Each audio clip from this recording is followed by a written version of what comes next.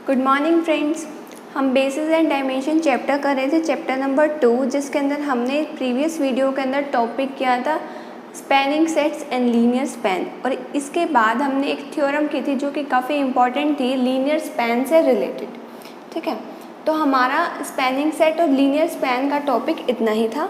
आज हम इस वीडियो के अंदर देखेंगे उसी से रिलेटेड कुछ एग्जाम्पल्स। ठीक है, तो सबसे पहला एग्जाम्पल एक्सरसाइज 2.2 का जो है उसकी स्टेटमेंट है, show that the set 1 0 0 0 1 0 0 0 1 which is a subset of V is equal to R3 spans the entire vector space V that is LS is equal to V। देखिए, आपको इस क्वेश्चन के अंदर क्या दिखाना है कि ये जो सेट के मेंबर्स हैं ये पूरे एंटायर स्पेस को स्पैन कर रहे हैं। ठीक है, यानी कि इनडायरेक्टली आपको दिखाना क्या है, LS is equal to V। ठीक है, इस चीज़ को दिखाने के लिए अगर आप ये दो चीज़ें दिखा दें, that is LS is subset of V और V is subset of LS, तो इतना आपके लिए सफिशिएंट है। क्योंकि जब LS V का सबसेट है और V LS का सबसेट है, डेट इज़ ओनली पॉसिबल जब ये दोनों इक्वल ही हों। ठीक है, दैट इज़ ओनली पॉसिबल जब ये दोनों इक्वल हों। तो इसी के साथ देखिए, आपको एक और बात पता है, मैं एक वेक्टर स्पेस से कोई भी एलिमेंट उठाऊं। ठीक है, अब मैंने उठाया U और मैंने उठाया V, स्मॉल u और स्मॉल v। ठीक है, ये दोनों ही कहाँ पर है, वेक्टर स्पेस के। तो आपको पता है AU प्लस BV इसी वेक्टर स्पेस के अंदर होगा, है ना, इसी वेक्टर स्पेस के अंदर होगा, यानी कि हर लीनियर कॉम्बिनेशन उस वेक्टर स्पेस के अंदर आता है। और आपको ये भी पता है LS के अंदर होते क्या हैं, LS के अंदर होते हैं linear combination of the vectors of S। S subset कहाँ का है, S हमेशा ही जो है V का सबसेट होता है, यानी कि V के कुछ वेक्टर्स होते हैं लिमिटेड से, उनके लीनियर कॉम्बिनेशंस, दुनिया में S से जितने भी लीनियर कॉम्बिनेशन बन सकते हैं वो सारे L ऑफ S में जाएंगे। ठीक है, तो L ऑफ S के अंदर जितने भी लीनियर कॉम्बिनेशन है, ऑब्वियसली क्योंकि वेक्टर से हमने S के मेंबर्स लिए हैं तो ये सारे भी वेक्टर्स में से ही तो जाएंगे ना। देखिए, S के अंदर जितने भी मेंबर्स हैं वो कहीं ना कहीं सबसेट थे वेक्टर स्पेस के, उन सभी का लीनियर कॉम्बिनेशन का जो हमने सेट का नाम दिया L ऑफ S, वो भी तो उसी वेक्टर स्पेस का सबसेट ही आएगा। ठीक है, इसका रीज़न आप क्या लिख सकते हो, या तो बाय डेफिनेशन या फिर every linear combination of S, every linear combination of S is in V। ठीक है, और यहाँ पर V है क्या, V है हमारे पास R3। ठीक है, V मैंने आपको वेक्टर स्पेस के चैप्टर में भी बताया था कि जब भी कोई भी वेक्टर स्पेस के 2 या 3 मेंबर्स का मैं लीनियर कॉम्बिनेशन ले लूँ या n मेंबर्स का लीनियर कॉम्बिनेशन ले लूँ तो वो भी उसी वेक्टर के अंदर जाएगा। ठीक है, और सेकेंड चैप्टर में हमने क्या देखा, S जो कि सबसेट है V का, उनके लीनियर कॉम्बिनेशन, दुनिया में उस सेट के जितने भी लीनियर कॉम्बिनेशन बनते हैं वो सारे जिस सेट के अंदर बिलोंग करेंगे उसका हमने एक स्पेसिफिक नाम दे दिया L of S, that is linear span. ठीक है, अब लीनियर स्पैन के अंदर S के सबसेट्स हैं, S में जितने भी मेंबर्स थे उसके लीनियर कॉम्बिनेशन, और V के अंदर V का हर मेंबर का लीनियर कॉम्बिनेशन है। तो यानी कि ये L ऑफ S भी कहीं ना कहीं V के अंदर कंटेन हुआ। तो ये हमने रिजल्ट काफ़ी बार यूज़ करने, इस एग्जाम्पल में मैंने आपको बहुत अच्छे से समझाया। अगले एग्जाम्पल से मैं डायरेक्ट इसका रिजल्ट यूज़ करूँगी कि L of S is subset of S, आपको पता ही है। ठीक है, तो इसीलिए मैंने आपको एक ही बार बहुत अच्छे से क्लियर कर दिया। ठीक है, अब इसके बाद आप एक बात बड़े ध्यान से देखिए, मैंने कोई एक एलिमेंट लिया, लेट x y z, मैंने कोई एलिमेंट लिया है। ठीक है, किसका एलिमेंट लिया, V का। इस x y z को क्या मैं इन वेक्टर्स के लीनियर कॉम्बिनेशन में नहीं लिख सकती, ज़रूर लिख सकती हूँ। देखिए, x y z को मैं लिख सकती हूँ x into 1 0 0 plus y into 0 1 0 plus z into 0 0 1। ठीक है, जहाँ पर ये जो मैंने वेक्टर्स लिए ये कहाँ कर हैं, ये कहाँ के हैं, ये वेक्टर्स हैं इस सेट के। ठीक है, ये जो सेट था इसी के तो वेक्टर्स हैं ये तीनों, और इनके लीनियर कॉम्बिनेशन में हमने किसको एक्सप्रेस कर दिया, x y z को। ठीक है, और देखिए आप एक बार ध्यान से, इन वेक्टर्स के लीनियर कॉम्बिनेशन में आपने एक्स वाई जेड को एक्सप्रेस किया, यानी कि एक्स वाई जेड आपके पास कहाँ पर जाएगा, एल ऑफ एस के अंदर, क्योंकि एल ऑफ एस के अंदर वो मेंबर जाते हैं जो एस के लीनियर कॉम्बिनेशन में लिखे जाएं। और एस में आपके पास है क्या, एस में आपके पास है 1 0 0 0 1 0 और 0 0 1, ये पूरा ही सेट आपके पास क्या है, एस। ठीक है, ये पूरा ही सेट आपके पास क्या था, एस। आपने एक्स वाई जेड को इसके लीनियर कॉम्बिनेशन में लिख दिया, इसीलिए मैं क्या कह सकती हूँ कि ये एक्स वाई जेड बिलोंग किया एल ऑफ एस में, लिया था वी से, बिलोंग कर गया एल ऑफ एस में, तो V is subset of L of S. ठीक है, इक्वेशन 1 में आप दिखा चुके हैं L of S is subset of V, equation 2 में आप दिखा चुके हैं V is subset of L of S. So इन दोनों इक्वेशन से हम कंक्लूड क्या कर सकते हैं, v is equal to L of S.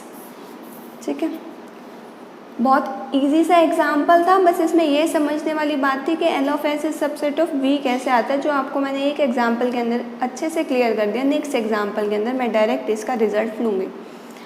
v is subset of L of S हमने दिखा दिया, और ये हमने जो चीज़ प्रूफ करनी थी हम वहाँ तक पहुँच गए। ठीक है, काफ़ी ईजी एग्जाम्पल था। अब चलिए हम इसके बाद नेक्स्ट एग्जाम्पल देखते हैं। एग्जाम्पल नंबर 2 की आपके पास स्टेटमेंट है, show that the set 1 2 3 0 1 2 0 0 1 which is subset of V3R spans the entire vector space.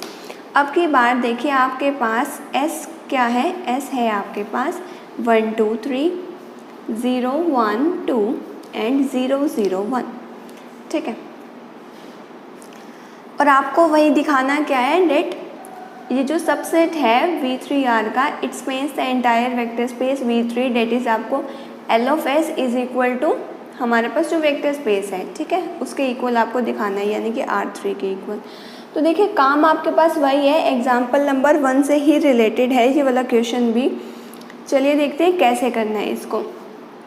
एक चीज़ मैंने आपको बताई थी कि हमेशा एल ऑफ एस जो है ये सबसेट आएगा V का, क्योंकि एल ऑफ एस क्या होते हैं, लीनियर कॉम्बिनेशन S के मेंबर्स के और V हर वेक्टर के मेंबर्स के, यानी कि वेक्टर स्पेस के अंदर जितने भी मेंबर्स हैं उन सब का लीनियर कॉम्बिनेशन भी ऑब्वियसली V के अंदर ही एग्जिस्ट करता है। तो एल ऑफ एस के मेंबर्स तो V के अंदर होंगे ही, so L of S is subset of V। इसके रीज़न, इसके ब्रैकेट में आप इसका रीज़न क्या लिखेंगे, that every linear combination of vectors of S is in V। ठीक है, इज इन V। ओके, इसकी एक्सप्लेनेशन बहुत ही अच्छे से मैंने आपको एग्जाम्पल नंबर 1 में दी थी। अगर आपको अच्छे से इस रीज़न का क्लियर नहीं हुआ तो प्लीज़ आप पहले एग्जाम्पल नंबर 1 देख लीजिए, अगर आपने डायरेक्ट एग्जाम्पल नंबर 2 खोला है तो देखिए इसके बाद आपको क्या करना है, वही एज इट इज़ सेम काम। आप एक मेंबर लेंगे, let x y z, member कहाँ का लेंगे, जो बिलोंग करेगा हमारे पास V को, क्योंकि अब की बार हमें V को इसका सबसेट दिखाना है ना। एल ऑफ एस को इसका सबसेट दिखा दिया, V को भी इसका सबसेट दिखा देंगे, तो हम क्या कह सकते हैं, L of S is equal to V। तो चलिए देखते हैं क्या करना है हमें। एक्स वाई जेड V का हमने क्या दिखा दिया, V के अंदर बिलोंग करता है। एक्स वाई जेड को आप इनके लीनियर कॉम्बिनेशन में लिख सकते हैं, S के मेंबर्स के। देखिए A into 1 2 3 plus B into 0 1 2 plus C into 0 0 1। Previous example के अंदर आपको इजीली दिख रहा था कि आप एक्सप्रेस कर सकते हैं। अब इस एग्जाम्पल के अंदर आपको क्या दिखाना है, आपको A B C की यूनिक वैल्यूज़ निकालनी है, अगर हम एक्सप्रेस कर सकते हैं तो। देखिए कैसे, राइट हैंड साइड को ध्यान से देखिए आप। अगर इसको एक्सपेंड कर दे तो आप क्या कर सकते हैं, फर्स्ट मेंबर A, सेकेंड का first member 0 into B, that is 0, third में 0 यानी कि कॉमा, क्योंकि फर्स्ट कोऑर्डिनेट सिर्फ फर्स्ट एलिमेंट से ही बन रहा है। सेकेंड देखिए 2 into A plus 1 into B plus 0 into C. Third 3 into A plus 2 into B plus C. ठीक है, अब देखिए क्लियरली आपको पता लग रहा है ए की वैल्यू तो क्या आ गई, x। ठीक है, 2a प्लस b की वैल्यू आपके पास y है, जहाँ पर a की वैल्यू आपके पास x है, तो आप b की वैल्यू निकाल सकते हैं, y माइनस 2a, a की वैल्यू पुट कर दीजिए x, b की वैल्यू आपके पास आ गई y माइनस 2x। ठीक है, अब आपको क्या निकालनी है, c की वैल्यू। चलिए देखते हैं कैसे। आपको पता है थर्ड कोऑर्डिनेट को कंपेयर करने से 2a 3a plus 2b plus c is equal to z आया। c की वैल्यू आपके पास क्या आ गई, z minus 3 into a minus 2 into b. c की वैल्यू क्या आ गई आपके पास, z minus 3 into x minus 2y minus 2x, z minus 3x minus 2y plus 4x। तो आपके पास वैल्यू क्या आ गई, x माइनस 2y प्लस में z।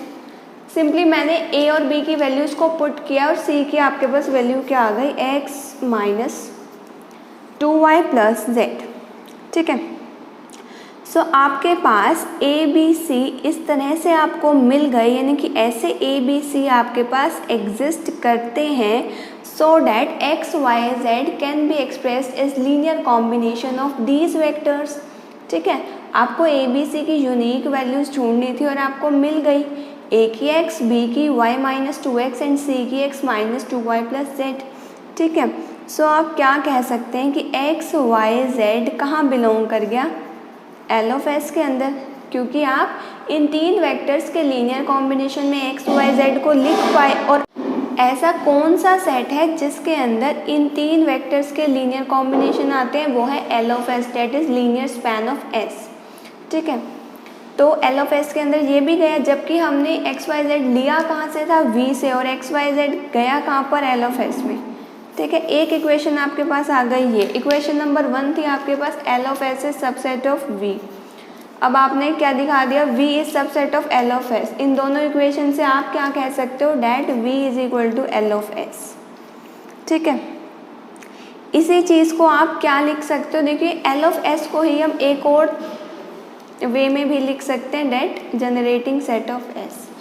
तो इस वे में मैंने आपको इस क्वेश्चन में क्यों लिख के दिखाया, क्योंकि आपको जो क्वेश्चन के अंदर क्वेश्चन की स्टेटमेंट थी उसके अंदर देखिए जनरेट पूछ रखा था, जनरेट से एंटायर वेक्टर स्पेस। तो आप अगर क्वेश्चन को यहाँ तक छोड़ दें आपका तब भी ठीक था, बट आपने इसको ओवर एक्सप्रेस करके दिखा दिया कि S V को जनरेट करे। ये जो सिंबल है ये होता है जनरेट का। ठीक है, सो S generates V।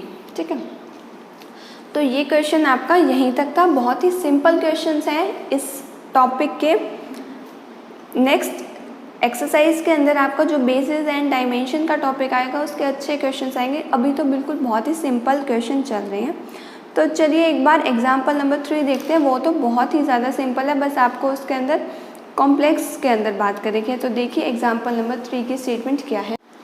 Next example की आपके पास स्टेटमेंट है, show that the set S, इस बार S के अंदर मेंबर्स के हैं 1 और iota which is subset of vector space C over the field of real number. Field आप क्या लेंगे, रियल नंबर, यानी कि जो आप स्केलर्स लेंगे A B C जिनके लीनियर कॉम्बिनेशन के अंदर आप दिखाते हैं वो आप सिर्फ रियल ही ले सकते हैं। और रियल नंबर लेकर भी आप कैसे C को जनरेट कर सकते हैं आपको वो शो करना है इस क्वेश्चन के अंदर। तो देखिए, यानी कि आपको एक तरीके से दिखाना तो क्या है, L of S is equal to V। वही सेम काम एक बार L ऑफ S को सबसेट दिखा देंगे V का और एक बार V को सबसेट दिखा देंगे L ऑफ S का। तो सबसे इजी हमारे पास जो काम है वो है L ऑफ S को V का सबसेट दिखाना। सिंपली हमें रीज़न क्या लिखना होता है, every linear combination of S of, या फिर आप ये लिख सकते हैं vectors of S is in V, is in V। ठीक है, इसका एक्सप्लेनेशन में अगर आपको रीज़न चाहिए तो प्लीज़ आप एग्जाम्पल नंबर 1 देख लीजिए। अगर आपने अभी तक एग्जाम्पल नंबर 1 नहीं देखा और डायरेक्टली 3rd से स्टार्ट किया, उसमें मैंने आपको अच्छे से एक्सप्लेन कर रखा है कि ये इसका सबसेट कैसे है। नेक्स्ट आपको दिखाना क्या है, V is subset of L of S, क्योंकि अगर आप V को भी L ऑफ S का सबसेट दिखा दें और L ऑफ S को V का सबसेट दिखा चुके हैं तो आपकी बात बन जाएगी, डेट इज़ आप L of S equal to V कह सकते हैं। तो देखिए अब आपको क्या करना है, देखिए मैंने कोई एलिमेंट लेना है V में से और उसको L ऑफ S के अंदर दिखा देना है। V के अंदर से मैंने कोई एलिमेंट लिया x plus iota y belong to C। ठीक है, x प्लस आयोटा y मैंने कोई एलिमेंट लिया जो C से बिलोंग करता है। हमारे पास C देखिए क्या है, वेक्टर। C और वेक्टर एक ही बात है। मैं कहूँ कि मैं वेक्टर स्पेस में से ले रही हूँ, इस क्वेश्चन के अंदर वेक्टर स्पेस क्या है, C, तो मैंने ये बोल दिया कि मैंने C में से ले लिया, बात एक ही है। कंफ्यूज ना हो आप, वेक्टर में से ही ले लीजिए, वेक्टर स्पेस में से। ठीक है, अब देखिए आपके पास S के अंदर मेंबर्स कौन कौन से, 1 और आयोटा। तो क्या आप x प्लस आयोटा y को इनके लीनियर कॉम्बिनेशन में लिख सकते हैं? ज़रूर। देखिए x into 1 plus y into iota, ठीक है। कैसे लिखा आपने? हर मेंबर को देखिए, जो भी आपको मेंबर लिखना है just like x plus iota y, या फिर आपको स्पेसिफिक एक बार एग्जांपल ले लीजिए 5 प्लस 6 आयोटा, तो x की वैल्यू 5 लीजिए, 5 इज़ रियल, ठीक है, क्योंकि ये जो x y हैं ये रियल में से लिए हैं ना आपने। तो x और y जो हैं आपने रियल में से लिए, x into 1 plus y into iota, ये रियल के हैं और ये आपके s के मेंबर्स हैं। ये 1 भी s का मेंबर है और आयोटा भी s का मेंबर है। तो आपने इसको इनके लीनियर कॉम्बिनेशन में लिख के दिखा दिया। आपके पास कंडीशन क्या थी कि आपको रियल स्केलर्स ही यूज़ करना है और एक कॉम्प्लेक्स नंबर को बनाना है, और आपने इजीली बना कर दिखा दिया, which shows that every element of x plus iota y can be expressed as linear combination of elements of s। क्योंकि एलिमेंट ये भी s का था, ये भी s का था, इनके लीनियर कॉम्बिनेशन में आपने लिख के दिखा दिया। सो आप क्या कह सकते हैं कि x plus iota y belong to L of s, क्योंकि s के मेंबर्स के लीनियर कॉम्बिनेशन में लिख के दिखाया है। तो s के लीनियर स्पैन ऑफ s में गए, L ऑफ s के अंदर गए, लिया था v में से और दिखा दिया हमने L ऑफ s में। सो आप क्या कह सकते हो? v is subset of L of s। First condition से आप बोल रहे हैं L of s is subset of v, अब बोल रहे हैं v is subset of L of s। So from equation 1 and 2 L of s is equal to v, ठीक है। आपको यही दिखाना था कि L of s is equal to v, लिख सकते हैं फ्रॉम इक्वेशन 1 एंड 2, जहाँ पर आपने 1 इसको नाम दिया, 2 इसको नाम दिया, इक्वल टू v लिख लीजिए और फिर नेक्स्ट लाइन में आप दिखा दीजिए L of s equal to c because v equal to c, ठीक है। क्वेश्चन में आपके पास देखिए दिया हुआ था कि वेक्टर स्पेस हम कॉम्प्लेक्स की बात करें, ठीक है। तो बहुत ही छोटा सा क्वेश्चन था एग्जाम्पल नंबर 3। अब चलते हैं एग्जाम्पल नंबर 4 के ऊपर। देखिए आपके पास एग्जाम्पल नंबर 4 की स्टेटमेंट है, let v be the vector space of polynomials over r। आपके पास पॉलिनोमियल्स का वेक्टर स्पेस है आपकी बार v, एंड s जो है आपके s के अंदर आपके पास मेंबर्स है x, x square plus 1, x cube minus 1, ठीक है। ये तीन आपके पास मेंबर्स है। Find linear span of s। आपको L ऑफ s निकालना है, उसके बाद चेक करना है कि क्या ये वेक्टर हमारे पास L ऑफ s के अंदर बिलोंग करता है या नहीं, यानी कि s से जनरेट होता भी है या नहीं। तो सबसे पहले देखिए मैंने एक ABC कोई आर्बिट्ररी वेक्टर ले लिया, ठीक है, और मुझे चेक क्या करना है, जहाँ पर ABC मेरे पास जो स्केलर्स हैं वो रियल के हैं और मुझे इनको s के लीनियर कॉम्बिनेशन के अंदर एक्सप्रेस करके दिखाना है। ABC को मैं कैसे एक्सप्रेस कर सकती हूँ? a into x plus b into x square plus 1 plus c into x cube minus में 1। सो a of x plus b of x square plus b plus c of x cube minus c, ठीक है। देखिए सबसे पहले हम standard के अंदर क्या लिखते हैं, एक्स क्यूब वाली टर्म, देन एक्स स्क्वायर वाली टर्म, देन एक्स वाली term, then constant that is b minus c। तो देखिए आप ए बी सी को इस तरीके से एक्सप्रेस कर सकते हैं, यानी कि लीनियर स्पैन ऑफ s के अंदर मेंबर्स किस टाइप के आएंगे, C S cube plus B X square plus A X plus B minus C, जहाँ पर आपके पास ए बी सी बिलोंग करेंगे R से, ठीक है। ये तो था आपको L ऑफ S निकालना, यानी कि आपने निकाला L ऑफ S, ठीक है। अब इस क्वेश्चन में एक और पार्ट भी था, उसके अंदर आपको क्या निकालना था, सेकेंड पार्ट के अंदर आपको चेक करना था कि 3x square plus 2x L of S के अंदर जाता भी है या नहीं, यानी कि ये इस लीनियर कॉम्बिनेशन में हम लिख भी सकते हैं या नहीं। तो देखिए हम कंपेयर करते हैं इसको C X cube plus B X square plus A X plus B minus C. जब हमने एक्स क्यूब के कोफिशिएंट को कंपेयर किया तो सी की वैल्यू हमारे पास आ गई 3, एक्स स्क्वायर के कोफिशिएंट को कंपेयर किया तो बी की वैल्यू आ गई 0, एक्स के कोफिशिएंट को कंपेयर करने पे ए की वैल्यू आ गई 0, जब कांस्टेंट को कंपेयर किया तो बी माइनस सी 0। लेकिन हमारे पास b की वैल्यू 0 है, c की वैल्यू -3 है, जो कि नॉट इक्वल टू 0 है। ठीक है, यानी कि 3x² + 2x इस लीनियर कॉम्बिनेशन में एक्सप्रेस नहीं कर सकते हम जब हमारे पास a b c रियल होंगे। सो ये जो मेंबर था हमारे पास 3x² + 2x, it does not belong to linear span of S। ठीक है, यही है इसके अंदर 2 पार्ट्स है और हमें इतना ही क्वेश्चन इसमें निकालना था। काफ़ी इजी क्वेश्चन था ये। अब हम एग्जाम्पल नंबर 5 पे चलते हैं।